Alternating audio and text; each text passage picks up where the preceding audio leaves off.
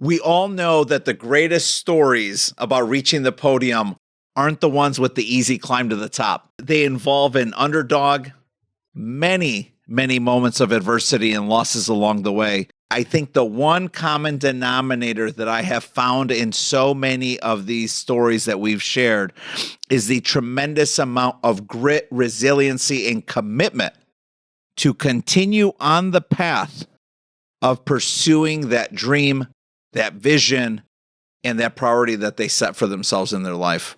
There's such a small chance of those moments coming true.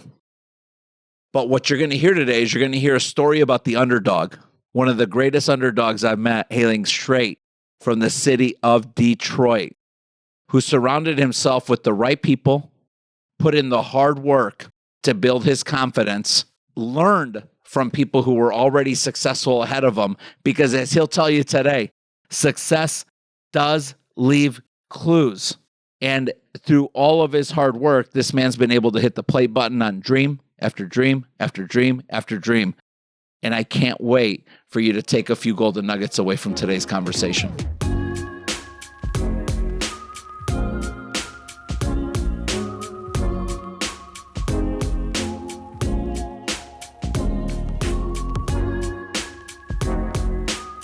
Hello, and welcome to At the Podium with Manuel Amezcua. I'm a financial advocate, a CEO, father, husband, and you wouldn't have guessed it, massive sports fan. That's right. I'm obsessed with encouraging people to dream their biggest dreams and attack the unique vision that they have for their lives. I built this podcast to share the stories of high performers and convert their stories into lessons that can help you get closer to your dreams. Today, my guest is Anthony Pittman.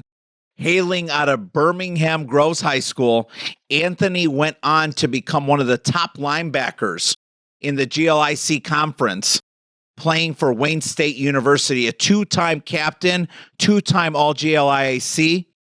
Like many college athletes, Anthony also had the dream of playing in the NFL. He went undrafted in the 2019 draft and got picked up by his hometown team, the Detroit Lions. Today, Anthony is living out his boyhood dream. And I got to tell you, as a fellow Detroiter or Detroit-isher, man, I love watching him play on the field, and I know you will this fall as well. Today, you're going to hear Anthony talk about the power of writing out your goals, why success leaves clues, and the importance of doing what makes you uncomfortable consistently. Now, here he is, Anthony Pittman. Anthony, I am so glad that we're finally together here on the show today, man. Thanks for making time. Man, hey, thanks for having me. I've seen you had a lot of great ones on this show, so I'm just honored to be a part of it. Yeah, I was going to say, you're like the young buck now. Now all the guys like Herman Moore and Lamar Woodley, they're like the OGs on the show, right? Yeah, man. You know, even Khalif, man, you had a lot of great ones. So I'm like, man, you want to talk to me? So I'm happy to be here. I'm so excited that we get to put 40 to 50 minutes together unpacking the story of your very young life. And it goes back to my really good friend, Izzy Donajay, who, played 10 years with the Chicago Bears. I mean, a first guy drafted from playing college football in Canada, is having an unbelievably successful life. Izzy always talks about winning the inches in life and then celebrating those micro wins. And I'm like, man, as young as you are and as quickly as we've gotten to know each other over the last few months, I'm like, you got a ton of micro wins stacked up, right? So I want to unpack this thing going all the way back to your childhood and starting there. Because for everybody who watched Under the Helmet, not only do you know that my man is a master fisherman now, master fisherman, Anthony Pittman, check it out on Under the Helmet, which, by the way, Detroit Lions, man, you are spitting fire with that series, Under the Helmet. Under the Helmet is an incredible production that the Detroit Lions are putting out on YouTube, helping the audience, the fan base, the entire country learn more about these players personally and professionally on and off the field. Everybody's got to check that out, Detroit Lions Under the Helmet. But you talk about your childhood, and we really see that really special story and relationship between you and your mother begin to take life in that episode. Take me back to your childhood. Share with our listeners what it was like to grow up on the west side of Detroit, what that looked like, and if that's where the big vision for the big life and the big dreams that you're living now came from. You know, life on the west side of Detroit, it started off with my mom always making the sacrifices necessary for me to be in a position to be successful. I mean, sacrificing her time, her money, her energy, effort, whatever she needed to do for me to be where I needed to be, she always did that. So I always did, you know, Boy Scouts, I did football, I did hockey, I did baseball, basketball, whatever, for me just to take all the energy I had and to put it out to something, you know, productive. Fast forward, high school, she moved me from Detroit to Birmingham, you know, for a better education. And I was able to go to Birmingham Groves. Great school system, great opportunity for me. Luckily, I was able to put together a few good years of football. Junior year, I started playing football. I was okay. I wasn't the best. And senior year is when I really got good at football. I didn't know I was going to play college football. Did my whole senior year. Made a highlight tape after the year. And I was like, you know, I wasn't thinking much of it.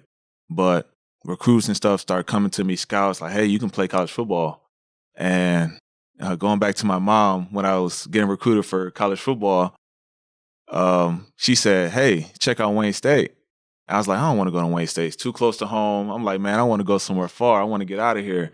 She said, check out Wayne State. So I went to Wayne State, did my recruiting visit, and I ended up loving it. Like, best decision I ever made. Love the coaches, love the culture. I was like, yeah, I'm going to Wayne State. So funny story, when I committed to Wayne State, I was holding out, kind of like, I want to see what else I got on the table. I'm going to play my cards. I'm going to see who else is going to come in and try to swoop this offer away. She was like, you need to call Wayne State right now before they take that offer away. I was like, you know what? I'll call Coach Paul Winters, who was the head coach at the time, and said, Coach Winters, I'm ready to be a Warrior. So that's kind of a little bit how my mom has always, you know, pushed me and wanted me to be great. I've often heard you, and I got to believe that that's really at the center of your heart and soul in terms of who you are as a man and a human being, as Anthony Pittman today. You give that credit to your mother. I do. I give that to her. Talk to me about, I know of Coach Flaherty. I've mentioned to you before, I got young man Avery Gatch on my radar. Yeah. Avery Gatch, that's a shout out to you and your dad and your entire family. Avery Gatch is a standout Division I college prospect, if not already an NFL prospect, playing tackle at Birmingham Groves. You know, Avery's playing under Coach Flaherty.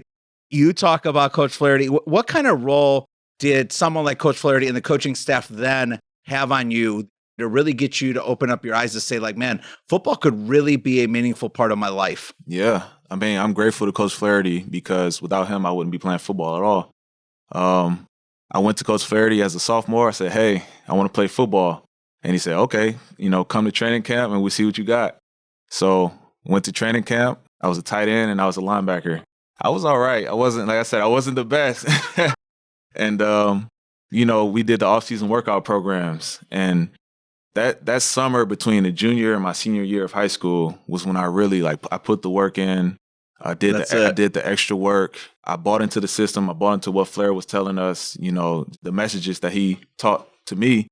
And I had a hell of a senior year. And then, you know, I went to Flair after. I said, hey, you know, you think I could play college football? He said, let's make a tape. Let's find out.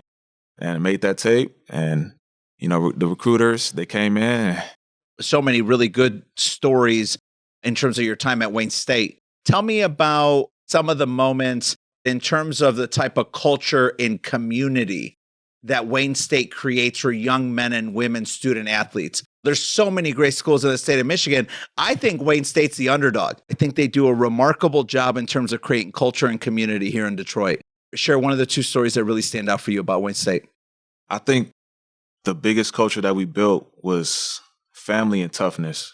From day one at Wayne State, the recruiting class that I came with, we were super close, super hard working group of guys. And from year 1 to year 5, we were probably as close as we ever could have been when we were seniors.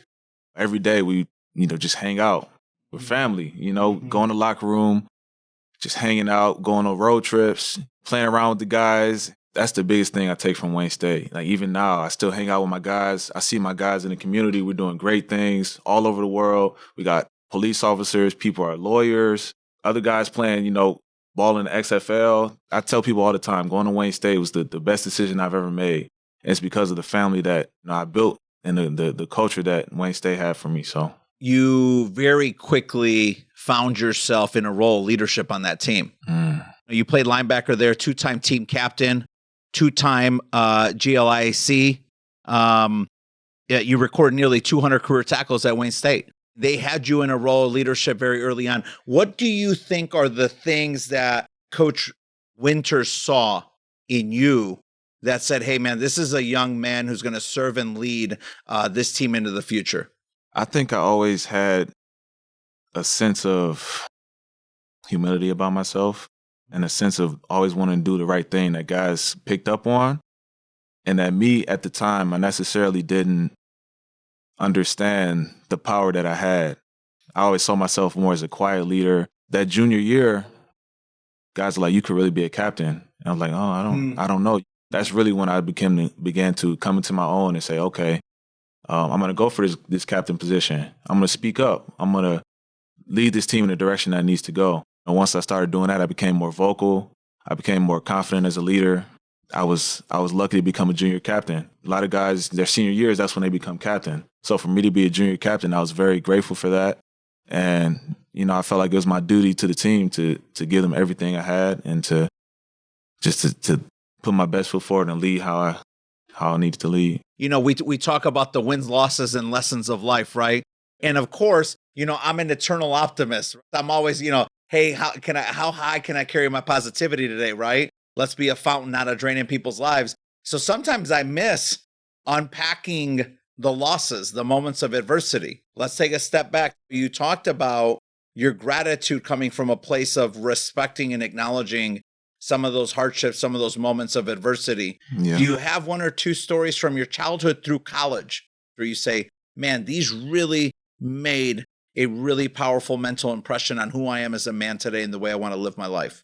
Through childhood, I've had some adversities, very tough times in life, where you have to just wake up every day and you got to really motivate yourself. Like, man, I got to get through this. Like, you don't have an option. You can't just lay in bed. There's plenty of times where I just want to lay in bed and not face the world. But it's like, man, you have so much to do. You have to go to school. You have to go to practice. You have to see people and interact with people. And going through and dealing with those things really gave me a mental toughness, gave me the ability to handle adversity and ability to face the uncomfortable. I'm even doing it now. Like, life gets good. You're in the NFL. You got all this money and all these fans. They look up to you and things may be going great. But I feel like the thing you need to do is always put yourself in uncomfortable situations. So even me being on a podcast, I'm not the best speaker. I don't like public speaking. My mind wants to tell me, okay, you don't need to do that. You should stay at home and be comfortable. I'm like, no, let's do whatever is uncomfortable for me to grow as a person. So same with my adversities. I feel like going through those things, allowed me to grow as a person. And even in college, we had bad seasons, getting in trouble a little bit with school and stuff. But dealing with those adversities and coming on top of those really, really helped me grow as a person. Talk to me about one of the difficult moments of adversity you had as a young man that you'd say, hey, man, like this is something that really, really, really got me connected with who I was committed to be as a man. And I know it's something that people struggle with. And, and if nothing else, through your story, they get some hope and some belief that it's possible. I'll give you two. So the first one was my pops. Him and my mom separated while I was going to middle school. It was pretty tough just because I also had a brother. I call it a brother. We grew up together. My dad's nephew, he brought him in to stay with us when we were young. We were really close. Growing up with him all the way up until I was about 10 or 11. And then my mom and dad separated. My dad took him with him. So I pretty much had a brother for most of my childhood. And once he left, he took him with him. So I was kind of on my own. So it was pretty tough in that sense. And then also just, when you go to sporting events and you are growing up, you want your father there. I had friends whose father were at the baseball games and coaching and things like that. And it's like, man, it'd be pretty cool to have my dad there too. So I had to adapt and really get mentors to kind of teach me the way, because I do believe you need to have both the male and the woman in the household, because you get both. You get the masculine and the feminine. I had to outsource. I had to go to Boy Scouts. I had to go to football coaches, baseball coaches, just to get the leadership and the life lessons from a man that I needed. So that was pretty tough for me. I want to give a special shout out to my friend Dana Cornelius. Dana's the CEO, co-owner of Sport of Kings, the gear that I am rocking today. Yes, folks, I do wear more than a blue suit, white shirt, and a tie. Check out their website, sokfy.com. If you drop in the word Podium in the discount code, they're going to send you an amazing package of whatever you order with 20% off. Check it out, Sport of Kings. Love Dana and Tiffany. And the second thing, I'm going to be completely transparent. But for me, I had, in high school, I had pretty bad acne. And I know some people were like, yeah, that's not a big thing, but it's a big thing when it happens to you. Yeah. So that kind of impact, being the star football player, and you in front of, also in college as well. I had it in college as well. So, you're going to all these events and talking in front of all these people. It's like, man, I don't want to get up and do this, because you feel like everyone's looking at you and everybody's, judging you. And so thankfully I had a learning specialist. Her name's Dr. S. Dr. Maria Sepulveda. She always invited me out to places, made me do all these things that I didn't want to do. And even though I didn't want to do it, she forced me to do it. But it got it got me out. Like, okay, you need to face the world. You need to. That's it. I know this isn't going to last forever. That's what that taught me. This isn't going to last forever. You're going to be okay. You need to just face the world. And I thank her for that. So, first of all, you know how much I appreciate you sharing those. That's powerful. No surprise you are who you are. I am old enough to be your dad, so I'm going to say I'm proud of you. And I'm super excited for where you're going. I appreciate you opening up about that, because, those things are happening every day. That's true. That happens everywhere all over the world, sadly. Yeah. Right? I love the messages you had there. And if I unpack some of them backwards, hey, this too will not last forever. I think the fact that you said, hey, man, I just got to a point where I knew I had to just get up, keep moving on what I was committed to doing. And man, that speaks a lot to me, Anthony, when at such a young age, a young man or a young woman can demonstrate that level of grit and resiliency, the ability to bounce back to what you once said you would do in the face of adversity. That's super powerful. Talk to me about how you carried that forward into this unflinching commitment that you had made to yourself to play in the NFL. So going to the Lions in 2019,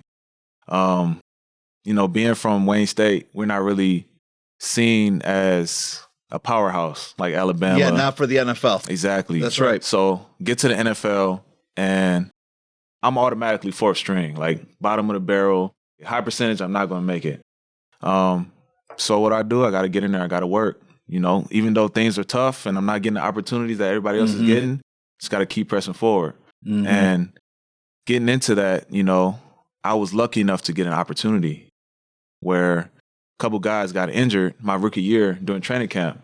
So I go from being fourth string, getting one rep per period, to I'm working first and second string with the starters. I'm out there with Tom Brady. We did joint practices with the Patriots. I'm out there with James White and all those guys. They had just won a Super Bowl. This is crazy.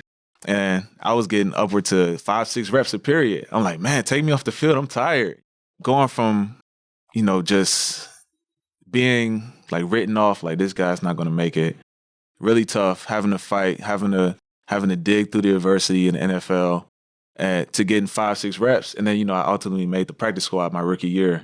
The toughness that stuck with me, man, I couldn't have made it without it. And a coach, maybe even a teammate, they poured into you. They said the right thing. Yeah. And that really flipped a switch. And you're like, man, from that day forward, I remember just playing at a slightly higher level. I have two situations. So first, when I first got to the Lions, I met with our linebacker coach at the time, Al Golden. We're having our meeting before camp. In our meeting, I said, am I tryout or am I preferred free agent? He said, you ain't no walk-on, you ain't no tryout guy. You deserve to be here. We wanted you, and you're here. You know what I mean? Yeah. He said, all you have to do is do this. He laid it out for me. And he said, if you don't make this team, then it's on you. Wow. He said, it's on me. And wow. so they really liked me. And that kind of gave me the sense like, okay, like I deserve to be here. They wanted me here. And even though I was getting 1 or 2 reps, just had to fight through that. I had to, whenever my opportunity came, individual drills, special teams drills, that 1 rep that I got, I had to use that opportunity to, show what I got. Other time was my rookie year, preseason, just finished the first preseason game of my career, had a great game, and this is week 2 of the preseason. We play the Houston Texans. Right before the game, we go out, and Jared Davis, he comes up to me, like, gives me this pep talk. He's like, Pitt, he's like, bro, you're a baller, bro. Like, you can do this. Like, you got it in you. Like, I saw what you did last week, saw what you've been doing all the camp. Like, bro, like, you deserve to be here. Like, bro, go out there and show them. Like, you got this. That moment always stuck with me. But JD has always been someone who I've always looked up to, even when I first got in the league. Always, like, try to follow his coattail. Whatever he did, I did. And that's really someone I always look up to in the NFL. It's like somewhat cliche, birds of a feather flock together, but hey, man, when they fly high, that's cool. Yeah, and JD, he always did things right, and crazy work ethic, crazy. I've heard that. I was thinking back to a comment you made earlier about your humility, right? Like being humble. I got to think that there's a very delicate, complicated dance between humility and confidence. It's almost like being on a tightrope, but you got to be able to walk that to be effective in what you said you would do in anything in life, especially a high contact sport like football. I would say this: hard work breeds confidence. You get your confidence from working hard. So there's a difference between being confident and being cocky. I feel like when you get cocky, that's when you always get shot down. And it's happened to me in football. Like, I had a great game, or I balled out, and next thing you know, next game, it's like, bro, what happened? Like, mistake here, mistake there, miss a tackle. It's like, dang, I was just a man last week, and now this week, you're getting coaches on your back. That's something I learned as well. When you put that work in and you're confident in the work that you put in, that's going to, bring that confidence. But also being humble enough to know that, hey, I'm confident in my abilities, but I can't get too crazy now, or I'm going to get shot down. I love the way you connect the intensity that you bring into your work has a direct relationship with the amount of confidence that you can have. I love that. And so in no way, shape, or form does that prevent you from being humble. It just means that you are effective at your craft. I'm obsessed about Coach Campbell. He is the greatest thing that happened to the state of Michigan in the 6 years I've been here. The state of Michigan. You speak so highly of him. And I heard you say one thing that I've not heard any other player say, but the comment about how Coach Campbell talks about what would make the world better. You shared a story of how he connected what the world is like and what would make it better if it were just more like what? Like the locker room. Unpack that a little bit. First, about Coach Campbell, I got to say, I feel like that's how the whole state feels. Like Coach Campbell, and like the fans, the state, the city. Like Coach Campbell is just a man. Like everybody loves Coach. We love Coach as the players. He's very easy guy to follow. Very cool guy. Great coaching staff too. We love the coaching staff. Oh my gosh! And it shows like the way we play, the way our team is, how we interact with each other. Like it's one big family. He says if the world was like the locker room, everybody in that locker room is so close, and we're even the staff, the support staff, training room, nutrition, a weight room. Like everybody is so close, with like one big family in there. It doesn't matter where we're from. We could be black, white, Indian, Asian, anything. Like we have one goal, and the goal is to be great, and the goal is to move forward. Because it doesn't matter where we're from. It doesn't matter if we like anime, like Jamal Williams, or if we're a tough guy, if we're an O lineman, if we're a D lineman. Like it doesn't matter who you are. Like we're all, when it comes down to it, like we're such a close knit group, and that's important. Is there a coach or someone on staff? And I know the line is out the door on the impact they all make on that organization, right? But what an incredible story this past year, the Ford family, the Detroit Lions, just everybody who had an ability to put that team together. Is there someone that doesn't necessarily often get credit, but you say, man, this is a person who like lives their life always just giving one more? You know, like they give everything they got and then somehow they give one more. It's a real good question. I would say the support staff.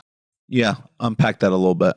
So, because Tabor Pepper, my guy who just re-signed with the 49ers, okay, you know, he talked about when he was on the show a year ago, he said, man, like they're the unsung heroes. He's like, I know them all by first name. They are. You know, and he's like, without them, we're not the San Francisco 49ers. And I thought, man, what a powerful statement to make. No surprise if you got to know Tabor Pepper and the family he comes from. No surprise that that's what he said. But you're saying something similar. Think about it. Like, as NFL players, we have so many things logistically that we have to get in place just for us to practice and play. So like equipment, Joey and the equipment staff, they're always behind the scenes working. You got the training staff. They tape our ankles before every practice. Acupuncture, dry needling, all that. Cupping. Then you have the food staff making us meals every day. So many snacks, snacks and drinks and fruits. And then you have nutrition, you know, giving us vitamins and supplements every day. And then even Brad Holmes upstairs. Then you have, can't forget the groundskeeping crew. They do so much. And then, you know, I make sure that, you know, they see how much I'm grateful for what they do, because they do a lot. And, you know, they're not the big stars like we are, you know, in front of the camera and everything, but they're hugely important. Yeah. So I tip my hat off to them, and I'm very grateful for them. And also the coaching staff. Yeah. You know, I love Coach Shep, man. Coach Shep, his passion, energy, you know, the way he just attacks every meeting. Everything he does when he coaching linebackers, man, is unreal. And I love having him as my linebacker coach.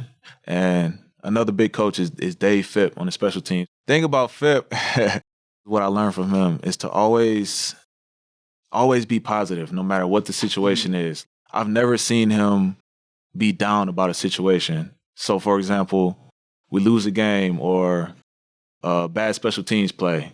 Like, he's just like, all right, strap it up. We got the next play. We got to keep moving forward. And I remember one game I had messed up, and I'm hard on myself. I'm real tough on myself. I was like, man, Phipp's going to kill me, bro. Like, I made a big mistake on special teams. Like, he's going to tear into me in his meeting. And he not glossed over, but he was like, all right, get the next one. You know, I'm like, what? You know, other coaches, you make a mistake, they cut into you, you know, but that's the thing about Phipp. He great special teams coach. We started with Mom. Mm-hmm. The bookend is JoJo. Hey, got me smiling, man. She's your queen. It's just obvious, right? You just know the glow when you see it. Yeah. Right? Talk about how JoJo's poured into you. You consistently give her credit for pouring into you and getting the best out of you as a man, as a boyfriend, and as an NFL player. First of all, she's my best friend. Yeah. You know, we're very similar in a lot of ways, but we're also very different, which is good. We're both very adventurous, like to travel, like to experience new things, always on the go. So, you know, I kind of got to keep up with her. It always says in the Bible, you know, when a man finds a woman, he finds a good thing. And I strongly believe that when a man has a woman by his side, a queen that is guiding him, you know, giving him perspective, really helping him achieve his goals. For example, I go to practice, I have a bad practice, and I'm down on myself, I'm beating myself up. She comes in and she gives me a whole different angle to see the whole situation. And she's like, okay, that happened, but this is what you can do. Or that happened, but it was for a reason. So stop beating yourself up. You got this. It's one practice out of a million. So really what she does is she helps me put things in perspective. I could be hard on myself, and I could be like, they're going to cut me after this one practice. And she's like, hold on. You got this. You've been through this. You've overcome that. So she's also very lighthearted. I'm more the serious one. She's more the outgoing, lighthearted. So we balance each other out. And I feel like balance is everything. I'm hearing you say that she empowers you to give yourself grace. Yes. Exactly what she does. That is so powerful, right? Your entire life story is that of this super intelligent, hardworking, handsome, comes from an incredible mother. Yeah. Underdog. And it's almost like she's that person in your corner now who's encouraging you on a day-to-day basis to give you grace as you get up and fight every single day. Because that's what you're doing playing NFL. I mean, every day's a battle, right? You got to put in the work. Off-season or no off-season, you're putting in the work. That's right. Yeah. So you're right. Because I'm like, all right. I'm like, wake up. This is what I say. I wake up, I'm like, man, there's work to do and I got to do it. You know what I mean? Right. So I wake up, man, have a cold shower, hit the gym. Like, I'm hitting it hard. Listen to motivation. I'm like, it's work to do. I got to work. Yeah. And, then she comes in, she, joking around this and that. She like, oh, smile. Da, da, da. Yeah. And me, I'm like, no, work. So. Yeah, it's funny you even say that. I had a call last night with Tyler Conklin, and he came on a couple minutes late. Mm-hmm. And he's big, he's doing well, he's just balling out right now, right, with the Jets. And he comes on a little late, and he's like, "Oh man, I'm so sorry." He's like, "But hey, I want you to know, I even cut my workout short by one set, because that's how serious you have to be during the offseason, right?" Yeah. I mean, we talk about the game is won in the inches. That's right. And that includes what you do when you're not on the field. Yeah. How hard has that been to juggle romance and love life and the vision that you and JoJo are building together while not sacrificing the commitments that you got to make every day to pay the price to be on the field next fall? How are you juggling that? How are you balancing that? It's a delicate balance. You hear the great ones like Shannon Sharp say how he love him. Dedicated his whole while he was in the league, his whole craft was to football, and he really didn't have time for love and things like that. For me, yeah, it's a delicate balance. So what I try to do is I try to incorporate JoJo in my workouts as much as I can. So when we were in Miami, we did a kickboxing class together. We did hot yoga, which was pretty intense. We did this HIIT workout class together. My fitness journey is her fitness journey. As I'm getting better and I'm drinking them protein shakes, she's right there drinking her protein shakes too, and doing foam rolling and all kind of things. I'm bringing her along, and she's growing with her fitness journey as well. But like you said, how even in the off season you got to put the work in, and this off season I feel like has been different than my other off seasons because I wanted to change it, so I wanted to do all kinds of fitness. So, like I said, kickboxing, I've done boxing classes, done the yoga, done pool workouts, went down to Florida to get some new working, some pass rushing stuff. Really like just doing everything. The other thing that I'm doing is trying to do something every single day. In the past, maybe I've gone 3 days a week, 4 days a week. Every day of the week this year, I'm trying to do something 7 days a week. I believe consistency will stack the bricks. You could be intense and go 2 days a week, but if I do something moderate all 7 days, like Kobe said, that's just going to add up. 7 days, next thing you know, I'm all the way up here, and you're still catching up. So I've been going 7 days this off season, and man, I feel like it's been paying off. That's unbelievable. A lot of our listeners, Anthony, are a younger demographic. I always got to give a shout out to my kids over at Detroit Country Day. Okay. And I'm not going to disrespect Birmingham Groves, Coach Flaherty and the team there. Absolutely. Avery Gatz, second shout out on one show, brother. But they're young. Yeah. And they're listening, and they're trying to figure out what they want to do with their lives. Right. And when they're young, we're all encouraging them to dream, right? So what's some of the advice? What's maybe one or two simple pieces of advice that the man that Anthony Pittman is today would give to the 12, 13, 14-year-old Anthony Pittman of then? Number one, I would say write your goals down every day. Write it down, make it clear, write it, rewrite it, to-do lists, goals, short-term, long-term, write it down. Second is surround yourself with people who are already doing things that are great. So if you're around 5 people who are doing great things and want to be great, you're going to be the 6th. Just automatically, just because you're going to keep up. I would say study successful people in your field, in your craft. Study who's doing it at a high level and figure out what they're doing, because success leaves clues. Next, I would say You got to outwork everybody. I mean, life's a competition. That's just the fact of the business. And you're competing against yourself, but there's hundreds and even thousands of people who want to do what you're doing. Whether you're a doctor, whether you're an NFL player, whatever you want to be, hundreds of people want to do it as well. So you got to find a way to outwork that competition, whether it's staying up later, working for more days, or working harder, working longer. So those are the biggest keys that I learned over the years, that if I would have known back then, and this is what I tell kids when I go back to high schools and stuff, do those things. But the most important thing I would say is write your goals down. Write it down, make it clear so you can see it. I always keep a small notepad with me, writing my goals down constantly, every day, and it just helps you focus. I love everywhere we went today. This was incredible. I want to wrap up. There's so many things you said that I love. There were a couple that I'm just obsessed about and I align with so much. I always say if it's not written, it's not real. So it's not just about writing your dreams and priorities down, but write down your commitments to yourself. Like, to me, we got to honor our commitments to ourselves before we can honor our commitments to our teammates. And so I loved hearing you talk about the discipline and the commitment to the hard work, and that being what breeds the confidence that you're taking into this next season. So powerful. And boy, does that apply to young student athletes. Put in the hard work, no shortcuts. The last one I want to just repeat is that success leaves clues. So study the people you admire.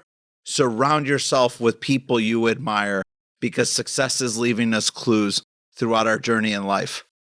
Hey man, from your mother to JoJo, from your teammates, Coach Flaherty, Coach Winters, Coach Campbell, Coach Shep. And man, just this beautiful story that you and JoJo are going to write. And who could forget Mrs. Sepulveda? I mean, Anthony, you've stacked micro wins your entire life. I know there's losses and lessons in there. We learned from both. I love being with you. I'm super excited to continue to pour into our relationship. We got a Detroit native, Birmingham Grove standout, Wayne State standout, undrafted, into the NFL, just finished year 4, going into his 5th season, re-signed with our loving, and on fire Detroit Lions. Man, go ball out. I can't wait to watch you play this year. I'm proud of you. Thank you. Appreciate it. Thanks so much for listening, and thanks to my guest, Anthony Pittman. Connect with Anthony on Twitter @_Pittman_ or Instagram @thatguyant, ANT57.